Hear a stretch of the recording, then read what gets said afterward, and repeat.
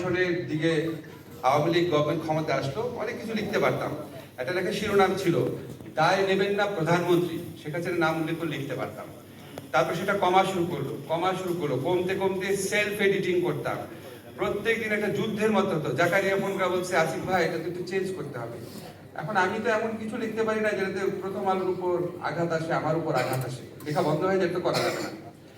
তো এরকম করতে করতে করতে করতে খুব আমার স্ত্রী দেখতো, আমি খুব খুব হতাশ লাগতো যে লিখতে পারতেছি না, জাস্ট অন্যভাবে লিখতে হচ্ছে। আমি আবু বকর যখন লিখলাম, আমার খুবই সন্দেহ লেগেছিল যে আমি অনেক জায়গায় বলতাম এই কথাটা, যে শিবির সন্দেহে যে পিটা এটা দেশে কোন আইন আছে। এবং এই কথা বলার জন্য আমার কত ঘনিষ্ঠ বন্ধু যে আমার কত দূরে চলে গেছে, এটা পরে বলবো। এটা ছাপবে কিনা সন্দেহ ছিল, তো আমি খুব টেনশনে ছিলাম। চেপেছি একটা শব্দ, কিছু কয়েকটা জিনিস চেঞ্জ করতে হয়েছে। নাজিম যেরকম বললো, প্রথম থেকে খেয়াল রেখেছি যে একটা অলিখিত নিয়ম হয়ে গেছিল বাংলাদেশে, 3টা বিষয়ে কথা বলা যাবে না। একটা হচ্ছে নিয়ম, রুল, একটা হচ্ছে শেখ হাসিনা সম্পর্কে, আর হচ্ছে ভারত সম্পর্কে, আর তৃতীয়টা বললাম না, খুব বিতর্কিত। এই 3টা ব্যাপারে কথা বলা যাবে না। তৃতীয়টা বলতেই পারলাম না, চিন্তা করে। আচ্ছা, যাই হোক, এখন অনেক কিছু চিন্তা করে লিখতাম না। তারপর গল্পটা ছাপা হলো। ছাপা হওয়ার পর আমার ইন্টেনশন ছিল যে আমি পুরা ডোজটা ওখানে দিব না, জাস্ট অল্প অল্প লিখেছিলাম। বই করার সময় আমি সম্পূর্ণ ফ্রিডম নিয়ে লিখেছি, এবং আমি খুব কৃতজ্ঞ প্রথমার প্রতি। তবে আমার মনে আছে, আমাকে আলতাফ এখানে আছেন, আলতাফ আমার বললো কি, আপনি কি বই মেলায় যাবেন? কেন? বলে আমাদের কেন জানি মনে হচ্ছে এই বইটা পড়ে স্টলের উপর অ্যাটাকও হইতে পারে। আসলে ভয় পেয়েছিল এই বইটা পড়ে ছাত্রলীগ অ্যাটাকও করতে পারে বইটা পড়ে। তো আমারও একটু ভয় ছিল। আমাকে যখন সাহসী ভাবা হয়, আমি আসলে এত সাহসী না, আমার মধ্যে বিবেক বোধ প্রচন্ড স্ট্রং, এই জন্য সাহস না থাকলে লিখে ফেলি। আর তারপর অনেক দিন হয়েছে বইমেলাতে দোয়া করতে গেছি যে কোনো খারাপ ঘটনা যেন না ঘটে।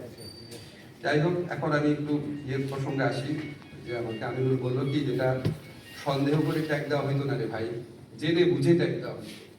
আমি ইউনিভার্সিটি আছি 35 বছর যাবত, জেনে বুঝে, জানে এই ছেলেটা শিবির না, জানে এই ছেলেটা ছাত্রদল না, তার ল্যাপটপটা নেওয়ার জন্য করা হইতো, বিনোদন হিসাবে করা হইতো, নিজে আরো বড় লিডার হওয়ার জন্য করা হইতো, যা ইচ্ছা যে কোনো কারণে করা হতো, কোনো সন্দেহ না, নিশ্চিতভাবে জানতো শিবির না, তারপর করা হতো, সন্দেহ কোনো ব্যাপার না। এবং এই ব্যাধি, এই 15 বছরের এই সমস্ত ব্যাধি থেকে আমরা এখনো মুক্ত হই নাই। সেকেন্ড কথা হচ্ছে কৌশল। এটা আমার একটা আছে, এটা সত্যি কথা। আমি অনেক আগে থেকে লিখি। আমি ইউনিভার্সিটি 3rd ইয়ারে যখন করি, তখন আমি বিচিত্রার কাভার স্টোরি লিখতাম। যারা তখন বিচিত্রা পড়তেন তারা জানেন যে কিরকম ব্যাপার। আমাকে দেখে মানুষ হতবাক হয়ে যেত, আমি এত অল্প বয়স্ক ছেলে। আমি তো অনেক বছর যাবত দেখি। আমি সবসময় ফান করে বলি, হাসিনা খালেদা যখন পলিটিক্সে আসছে, তখন আমি বিচিত্রার কাভার স্টোরি লিখতাম। So I know them. আমি অনেক চালাকি করে লিখতে পারি। যেমন আপনাদের মনে আছে, আমি একটা ফেসবুক স্ট্যাটাস দিয়েছিলাম যে সুষ্ঠু নির্বাচন হলে কাবুল বিমানবন্দরের মতো অবস্থা হবে বাংলাদেশে। তারপর আমার রুমে তালা দেওয়া হলো এবং ঘোষণা দেওয়া হলো আমাকে যেখানে পাওয়া হবে ধাওয়া করা হবে, মারা হবে। তারপর মামলা দায়ের করতে গেল ডিজিটাল সিকিউরিটি অ্যাক্টে। যে লয়ারের কাছে মামলা দায়ের করতে গেছে, সে আবার আমার স্টুডেন্টের বন্ধু। সে আমার পরে বলে, স্যার আমি তো অবাক হয়ে গেছি, আমার কিন্তু আওয়ামী লীগের নাম নাই। সুষ্ঠু নির্বাচন হলে কাবুল বিমানবন্দরের মতো অবস্থা হবে, সুষ্ঠু নির্বাচন হলে আওয়ামী লীগ হারবে, এটা তো বলা নাই। তুমি ধরে নিলে কেন? তোমাকে বলছে, বলে তো মামলা করা যাবে না। তারা অনেকগুলো লয়ারের কাছে ঘোরাঘুরি করছে, সবাই বুঝেছে এটা আওয়ামী লীগকে বলা হয়েছে। আমার রুমে তালা দিয়েছে, আমাকে যেখানে পাবে ক্যাম্পাসে ধাওয়া করে আমাকে বিতাড়িত করা হবে, প্রকাশ্যে বলা হয়েছে, কিন্তু মামলা করতে পারে নাই। আমি তো লয়ের ছাত্র।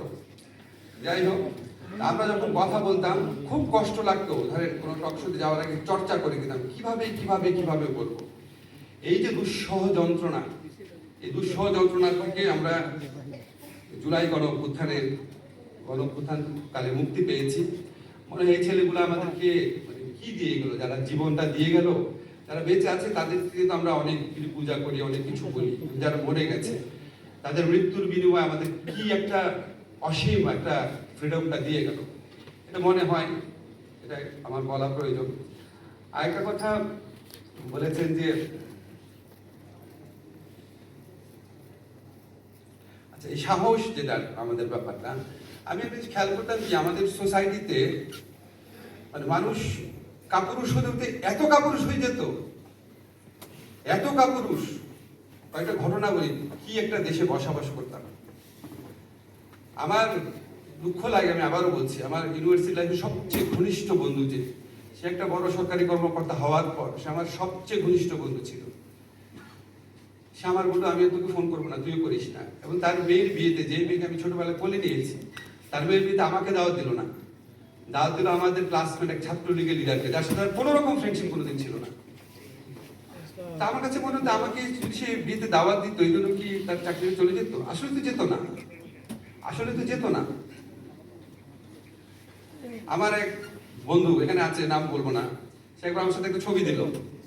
ছবি দেওয়ার পর তাকে দুই একটা খারাপ কথা বলা হলো, তুই বেটা জামাতের লোকের সাথে ছবি দিয়েছিস, সাথে সাথে ভয়ে ডিলিট করে দিল।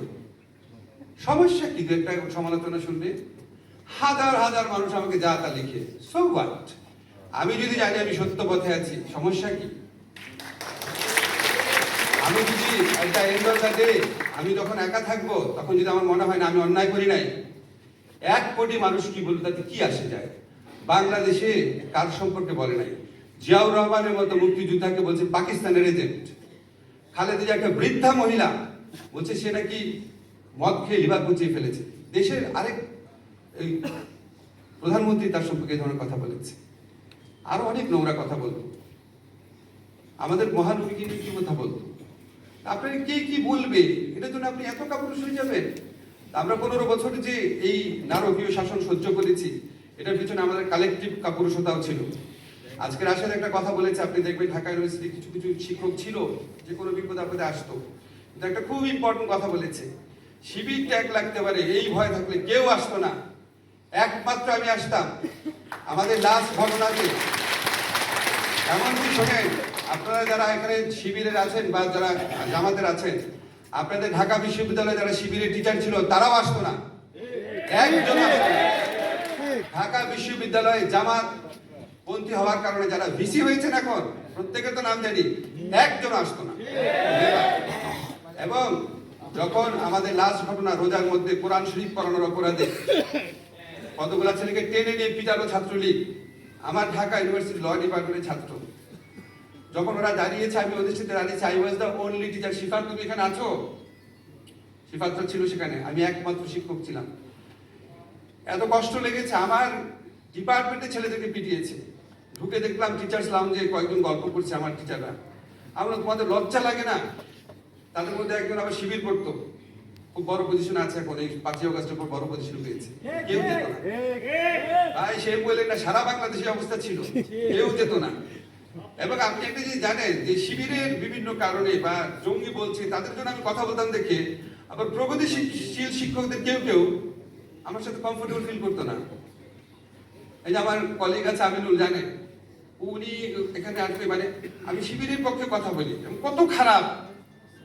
এই জন্য আমার সমস্ত কিছু সম্পর্কে জানে, আমার জীবনযাপন সম্পর্কে জানে, তারপর আমার সাথে একটা মঞ্চ ভাগাভাগি করতে একটু দ্বিধাবোধ করতো। তো এগুলি কথা এই জন্য বললাম যে আমাদের তো ধরেন অনেক ধরনের সাফারিংস হতো। আজকে দেখবেন অনেকে বলবে যে উনার কেন কিছু হলো না। ভাই হয় নাই কি? রুমের মধ্যে আগুন দিয়েছে, রুমের মধ্যে তালা দিয়েছে, গুলি করবে মারবে বলেছে, রাষ্ট্রদ্রোহিতা মামলা দিয়েছে, ডিজিটাল সিকিউরিটি একটা মামলা দিয়েছে, যুদ্ধ অপরাধ আইনে মামলা দিয়েছে। ইউএনডিপি এডিবির কনসালটেন্ট ছিলাম, সমস্ত কনসালটেন্সি ক্যান্সেল করে দিয়েছে। 1.5 বছর অন্য একটা প্রাইভেট চাকরি পাওয়ার কি পরিমাণ আর্থিক অসুবিধায় গিয়েছে আমি জানি। সামাজিক সম্পর্ক নষ্ট করে দিয়েছে। ছোটবেলার বন্ধু তার বোনের বিয়েতে দাওয়াত দেওয়ার সাহস পায় নাই। আমার সবচেয়ে ঘনিষ্ঠ একজন ছাত্র, যেখানে সোভানি আছো, সোভানিদের ফ্রেন্ড, পৃথিবী একদিকে আমি একদিকে তার, হঠাৎ করে লন্ডনে যাওয়ার আগে আমার সাথে যোগাযোগ বন্ধ করে দিল।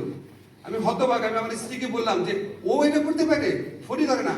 পরে গিয়ে শোনাম ওখানকার আওয়ামী লীগ তাকে বুঝেছে, সার্ভি দিয়েছে, তোমার বাসা থাকে, তোমার কিন্তু খবর আছে। লন্ডনে সমস্ত সামাজিক সম্পর্ক শেষ করে দিয়েছিল।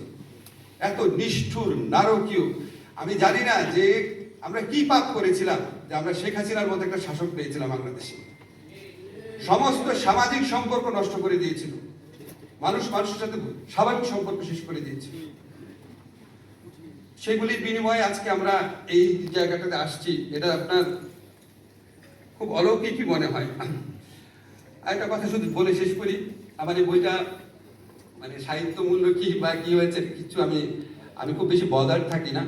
আমি যখন প্রথম নিষিদ্ধ কয়েকজন লিখি